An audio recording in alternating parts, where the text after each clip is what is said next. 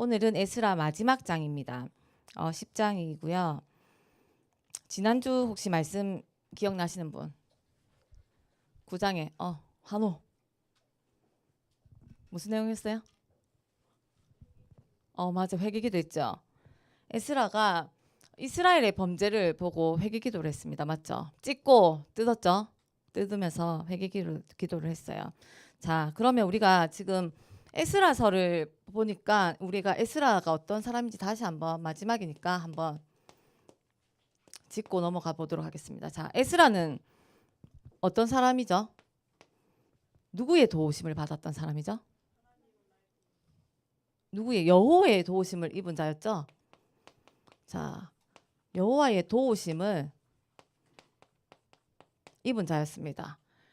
여호와의 도우심을 입은 자로 누구의 16대 손이었죠? 기억나요? 맞아요. 너무 똑똑한데요. 자, 아론의 16대 손 맞죠? 그러니까 에스라도 제사장 아론의 16대 손이었고 이 사람 되게 똑똑했어요. 그래서 뭐였어요? 학자기도 했죠. 맞죠? 학자. 그래서 이 에스라가 하나님의 뭘 연구했어요? 에스라서 7장에 나오는데 7장 10절 율법을 연구하고 준행하여 그 규례를 가르치기를 결단했지요. 맞죠? 결단했을 때 하나님께서 2차 포로기한의 리더로 세우십니다. 그래서 에스라는요, 성전 회복의 여정의 길을 갑니다. 이게 2차 포로기한이죠. 자, 도착하고 보니까 에스라가 딱 이스라엘을 보니까 들려오는 소문이 뭐였어요? 이스라엘이 범죄했죠. 이스라엘이 하나님이 하지 말라고 했던 이방인 여자들과 통혼하여서 맞죠? 자녀들을 낳고 있고 하나님을 떠나서 맞죠? 나 중심, 물질 중심, 성공 중심의 삶을 살고 있는 것을 보고 애통해서 옷을 찢고 머리를 뜯고 수염을 다 뜯으면서 통곡하면서 뭘 위해서 기도했어요? 우리 죄를 위해서. 맞죠? 네가 잘못했니? 뭐 잘못했니가 아니고 우리의 죄를 위해서 회개 기도를 했어요. 그게 바로 지난주 뭐였어요? 성전 회복을 위한 시작이었어요.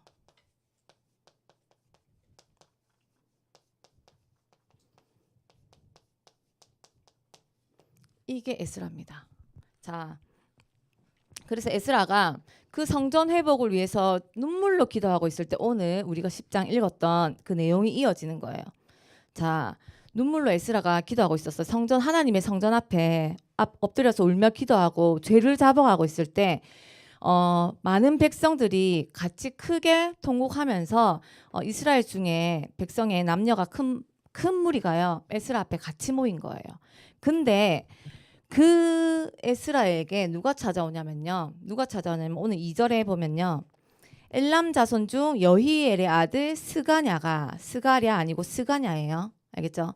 그럼 우리가 성경을 보면 알다시피 아무리 큰 절망과 그리고 위기 때라도 하나님을 바라보고 그 안에 피하는 자들에게는, 그러니까 하나님의 자녀에게는요, 하나님이 도우시는 자를 붙여주십니다. 그래서 그 스가랴가 뭐라고 하냐면 스가랴가 에스라에게 이르되 우리가 우리 하나님께 범죄하여 이 땅 이방 여자를 맞이하여 아내로 삼았으나 이스라엘에게 뭐가 있대요? 아직도 소망이 있나니 이야기합니다. 아직도 소망이 있나니 이야기합니다. 누가? 스가냐라는 사람이 이야기를 합니다. 자, 이게 지금 범죄하고 죄를 자복하고 막 통곡하고 울고 있는데 그 큰 무리 중에서 한 명이 와가지고 아직 소망이 있어요 하면 이게 말이 돼요? 지금 범죄에서 이제 하나님이 심판만 기다리고 있는데, 맞죠? 근데 뭐라고 하냐면, 그렇게 하면서 그 밑에 뭐라고 하냐면 무슨 소망이 있냐고 하면 곧 내 주의 교훈을 따르며 우리 하나님의 명령을 떨며 준행하는 자의 가르침을 따라. 누구예요? 에스라잖아요. 떨며 가르침을 따라 이 모든 아내와 그들의 소생을 다 보내기로 우리 하나님과 언약을 세우고 율법대로 자기들이 행한대요. 그러니까 다시 본인들이 하나님께서 주신 율법과 규례를 다시 따를 거기 때문에 다시 그들로 돌아간대요. 그래서 우리에게는 소망이 있다고. 그러니 이는 당신이 주장할 일이 일어나서 우리를 도우라고 이야기하는 거예요. 그러니까 지금 절망 가운데서 하나님께 기도하고 있는 에스라에게 스가냐가 가서 이야기하는 거예요. 그러니까 지금 양정모 장로님이 울고 있어. 에스라예요? 제가 스가냐예요? 한 번만 울어보세요. 가는 거예요. 그러니까 말하는 거예요. 아직 우리에게 소망이 있어요. 그러니까 당신이 일어나서 우리를 이끌어 달라고. 그러면 당신이 가리키는 하나님의 율법과 말씀을 우리가 따라가겠다 이야기를 하는 거예요. 그래서 그 말을 듣고 이제 에스라가 일어나는 거예요. 그 내용이 밑에 쭉 나옵니다. 지금 오늘 44절까지인데 내용이 되게 많아 보이죠. 근데 내용은 17절까지 있고 그 밑으로는요. 누가 적혀 있냐면요. 하나님의 말씀을 어기고 통혼한 명단들이 적혀 있어요. 법을 어긴 사람들. 그 이름이 일일이 다 적혀 있어요. 하나님의 그 율법을 어기고 이방 여자들과 결혼한 남자들의 이름이 쭉 다 적혀 있습니다. 그 밑으로. 그래서 스가냐는 무슨 소망이 있겠냐면 주의 교훈을 따르고 그리고 준행하며 가르치는 그 말씀을 준행하고 가르침 속에 우리가 있겠다. 그리고 율법대로 행하겠다. 그러니 에스라에게 일어나서 힘써 행하라. 힘써 행하소서 합니다. 그러니까 에스라가 일어납니다. 일어나서 어떻게 하냐면 5절에 보면요. 이에 에스라가 일어나서 제사장들과 레위 사람들과 온 이스라엘에게 이 말대로 행하기를 맹세하게 하매 무리가 맹세한지라. 뭐 어떻게 하냐면 에스라가 일어나요. 일어나서 지금 제가 에스라예요. 여기 있는 사람들 다 무리입니다. 무리. 그리고 맹세를 시켜요. 이제 너희가 하나님의 율법을 따르겠다고 맹세하라. 그래서 맹세를 시킵니다. 맹세를 시키고 어떻게 하냐면 에스라가 그대로 일을 준행한 게 아니고 어떻게 하냐면요. 6절에 이에 에스라가 하나님의 성전 앞에서 일어나 엘리야십의 아들 여호하난의 방으로 들어가니라. 그가 들어가서 사로잡혔던 자들의 죄를 근심하여 음식도 먹지 아니하며 물도 마시지 아니하니라. 이 말은 무슨 말이냐면요. 우리가 모든 일에 이제 시작하기 100% 준비됐다 하더라도요. 하나님의 은혜가 없으면 안 됩니다. 에스라가요. 지금 스가냐가 이제 일어나서 힘써서 해라. 우리가 다 도와주겠다 했지요. 그러면 일을 행하면 돼요. 근데 에스라는요. 지금 방에 들어가서 금식 기도를 시작합니다. 이건 뭐냐면요. 우리는요. 우리가 뭔가 일을 하려고 시작할 때 우리는 100% 준비됐다고 생각해요. 우리의 힘으로. 그래서 우리는 시작하면 된다고 생각해요. 그런데요. 하나님의 은혜가 없으면 절대 안 됩니다. 에스라는 그걸 알았던 거예요. 그래서 하나님의 은혜를 구하고자 금식 기도를 들어간 거예요. 지금 이 많은 무리들은요. 이제 나를 따르라 하면 따를 준비를 하고 있어요. 그런데 에스라는 따르라 하지 않고 하나님께 다시 구하러 금식 기도를 들어간 겁니다. 그래서 우리 렘넌트들 잘 아셔야 돼요. 내가 무언가 일을 결정할 때 우리 어른들도 결정할 때 뭐 일을 시작할 때 나는 100% 준비된 것 같아. 이제 완벽한 것 같아. 근데 그 준비 속에 뭐 그 시작 속에 나는 완벽한 것 같은데요. 하나님이 도우지 않으시면 안 됩니다. 제가 어제도 하나 예를 들었는데 어디 체육대회 하는 시기 아니야 뭐 이야기하길래 뭐 체육대회 하려고 준비를 다 했어. 완벽해 완전히 상품 하나까지 너무 완벽했어요. 그래서 이제 하려고 들뜬 마음에 아침에 일어나서 눈을 뜨고 비가 와버리네. 그럼 그게 완벽한 거예요? 아니잖아요. 그거 하나까지 하나님이 도우시지 않으면 안 됩니다. 그래서 우리는 날마다 하나님의 은혜 속에 있어야 돼요. 하나님의 은혜를 구하는 삶을 살아야 합니다. 그래서 우리 렘넌트들이 정말로 저는 에스라서를 읽으면서요. 한 게 깨달았던 게 에스라는요. 학자고 제사장인 줄 알았어요. 그런데 진짜 기도하는 사람이더라고요. 그래서 우리 렘넌트들이 정말 하나님의 여호와의 도우심을 받는 기도하는 렘넌트들이 되시길 기도합니다. 그래서 일어나서 이제 그 일을 맹세하고 따라가요. 따라갔는데 가니까 가니까 백성들이 어떻게 하냐면 자 우리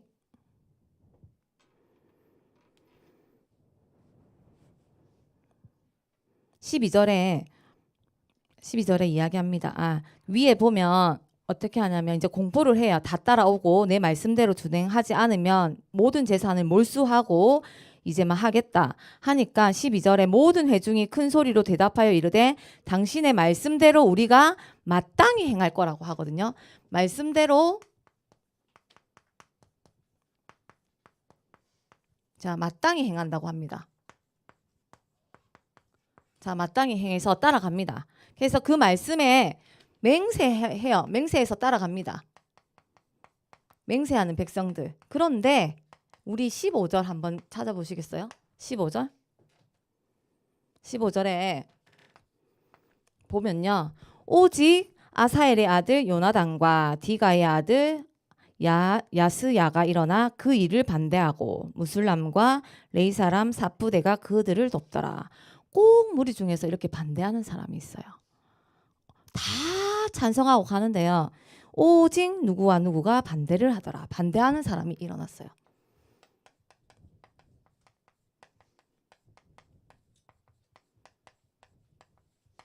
우리도 이런 사람 있죠? 맞죠? 하나님 말씀에 이렇게 오른쪽으로 가라는데 왼쪽으로 가는 사람 있죠? 맞죠?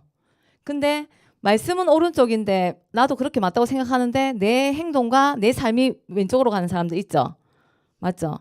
그리고 강단에서 말씀은 직진하라는데 뒤에 모여가지고 속닥속닥 대면서 불신앙하고 제가 옛날에 그랬거든요. 반대해요. 근데 거기 밑에 보면 반대하는 사람도 있어요. 꼭 전부 다 같이 갈 수는 없어요. 반대하는 사람이 일어났어요. 근데 그 밑에 그런데 에스라가요. 만약에 예를 들어서 12지역으로 나눠요. 12지역으로 나눠서 주인은 김해고요. 세빈쌤은 사상 이렇게 뭐 우리 예원이는 화명동 이렇게 족장들을 세워요. 세워서 어떻게 하냐면 거기서 통혼한 사람들을 찾아내라고 합니다. 찾아내라고 해요. 찾아내서 통혼한 명단들을 이제 거기서 찾아내요. 통혼한 명단들이 18절에서 43절까지 쭉 나와요. 쭉 나와서 어떻게 하냐면 자, 쭉 나오는데 그 명단을 찾아내는 이유가요. 찾으니까 한 110명 정도 됐다고 하더라고요. 찾아서 어떻게 하냐면 자, 제가 남자예요. 이방인 여자랑 결혼했어요. 자녀를 낳았어요. 그러면 되게 그게 70년 세월이 지났으니까 뭐 자녀도 낳고 뭐 재산도 있을 거고 막 그렇잖아요. 그런데 그 모든 것을 잘라내고 이방인 여자와 자녀를 그 나라로 돌려보내라는 거예요. 나만 남고 돌려보내라는 거예요. 그것을 지금 맹세하고 준행하라는 거예요. 근데 너무 가혹하죠. 자, 자꾸 하지 말라는데 할 수 있게. 자, 세빈쌤 할 수 있어요? 할 수 있다는데 어떡하지? 할 수 없어야 되는데. 장님 할 수 있어요? 저도 못할 것 같아요, 사실은. 저는 자, 제가 결혼했어요. 자녀를 낳았어. 맞죠? 터를 잡고 잘 살고 있어. 그런데 어느 날 갑자기 남편을 돌려보내래. 자녀를 보내고 혼자 살래. 할 수 있어요? 없어요, 사실은. 너무 힘든 일이에요. 가혹한 일이에요. 그런데 성경에 보면요. 우리 고린도전서 5장 6절에 한 번만 찾아볼게요. 우리 다 같이 고린도전서 5장 6절 한 번만 찾아볼게요.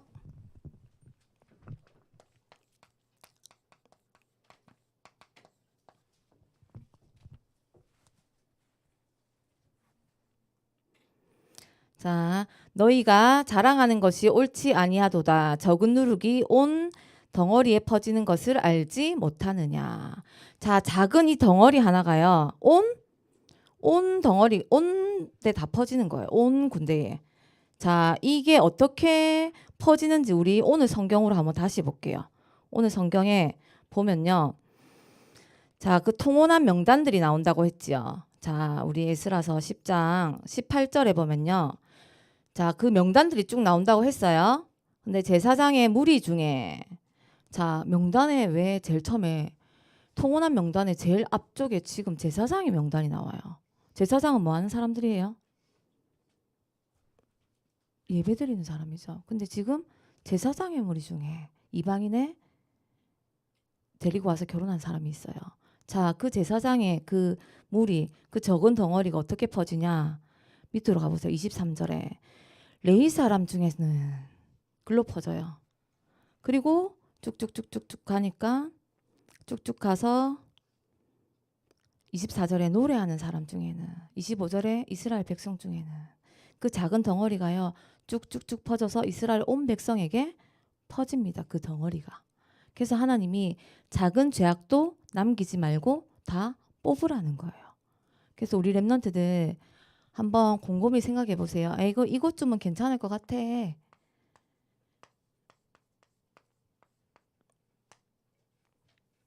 나의 작은 거. 아, 이거 하나는 괜찮을 것 같아. 이 정도는 괜찮겠지 하는 거 있어요? 요거 하나는 괜찮을 거야. 그게 내 안에 다 퍼집니다. 우리 렘넌트들. 진짜 요거 하나는 괜찮을 것 같아. 있죠, 다들. 전도자면 한 개가 아니고 되게 많아요. 일단 생각나는 거, 갑자기 생각나는 고집. 아, 진짜 있어요. 고집. 이거 하나는 괜찮을 것 같아요. 이 고집이요. 지금 큰 화를 났습니다. 지금 고집이 큰 화를 나서 지금 힘듭니다. 그리고 저 웃으시는데 아실 거예요. 고집 정말 있어요. 이거 하나는 정말 이건 꼭 하나님 앞에 진짜 기도하면서 치유받아야 돼요. 그리고 또 있어요. 많아요. 지금 고백을 못 하겠는데 우리 엠런트도 있을 거예요. 이 신앙생활 하는데 하나님 앞에 서는데 전도자의 삶을 사는데 나의 작은 것 이거 하나쯤은 괜찮을 것 같아 하는 것들 분명히 있을 거예요. 우리 렘넌트들. 그거 한번 이번 주에 한번 생각해 보세요. 내가 말씀 한 장 보는 시간에 이거 잠깐 하는 거 괜찮을 거야. 그럼 자꾸 뺏겨요 시간을. 예배 잠깐 아유 오늘 하루 안 가도 괜찮겠지. 다음 주에 가면 되지. 에이 내가 중고등부 예배 안 가고 오전 예배 올 건데 뭐. 시간 늦었네. 오후 예배로 가지 뭐. 이런 것도 있을 거예요. 내 작은 것 때문에. 맞죠? 그거 이번 주에 꼭 한번 찾아보시기 바랍니다.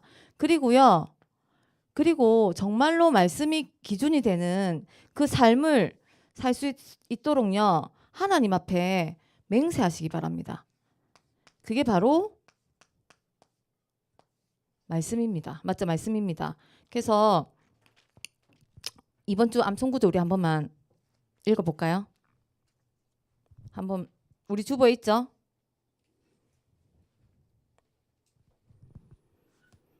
자, 같이 읽어볼게요. 내가 오늘 내 행복을 위하여 내게 명령하는 여호와의 명령과 규례를 지킬 것이 아니냐. 자, 하나님의 명령과 규례를 지킨다는 것은요. 곧 그 말씀을 마음에 얼마나 소중히 간직하냐는 거예요. 말씀과 규례를 내 마음에 얼마나 소중히 간직하고 있냐는 거예요. 지킨다는 것은. 그러면 내 삶 속에서 말씀을 지킨다는 것은 내 삶 속에서 말씀이 얼마나 소중하냐는 거예요. 맞죠? 그래서 우리 렘넌트들 근데 그 소중하다라는 것이 앞에 뭐예요? 내 행복을 위해서 소중해야 돼요. 맞죠? 내 행복을 위해서 얼마나 간직하고 있는지 한번 보라는 거예요. 하나님이. 그래서 우리 렘넌트들 네 행복도 아니고 엄마 행복도 아니고 아빠 행복도 아니냐. 하나님이 분명히 나의 행복을 위해서 하나님의 말씀을 내 안에 소중히 간직하라고 하셨어요. 맞죠? 그래서 이번 한 주간도 하나님의 말씀이 내 안에 소중히 간직되어서 그 말씀이 기준이 되는 우리 렘넌트들 전도자의 삶을 사시길 기도드립니다. 그래서 우리 학교 가죠. 우리 렘넌트들 학교 가죠. 친구들 만나죠. 요즘에 무슨 이야기하고 놀아요? 어제 우리 렘넌트들 그 미션업 끝나고 엄청 재밌는 이야기 막 하는데 전도사님은 무슨 소리인지 하나도 못 알아듣겠던데 너무 깔깔대고 웃더라고요. 자기들끼리 너무 재밌어. 무슨 소리인지 하나도 모르겠는데 너무 재밌어.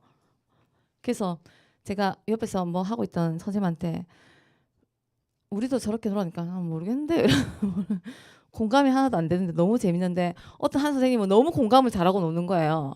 아 저렇게 돼야 되는데 생각했는데 뭐 하고 지내세요 평소에?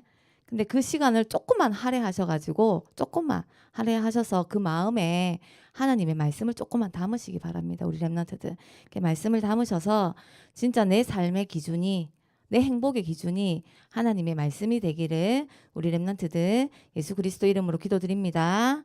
자, 기도하고 마치겠습니다.